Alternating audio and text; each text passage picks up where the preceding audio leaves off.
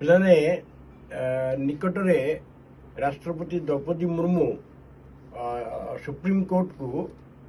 ମାଗିଛନ୍ତି ଯେ जो सुप्रीमकोर्ट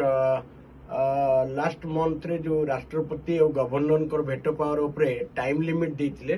सेटा ठीक कि भूल पचारछंती एटा को आर्टिकल अंडर रे पचारछंती आर्टिकल 143 प्लान आर्टिकल 143 हैला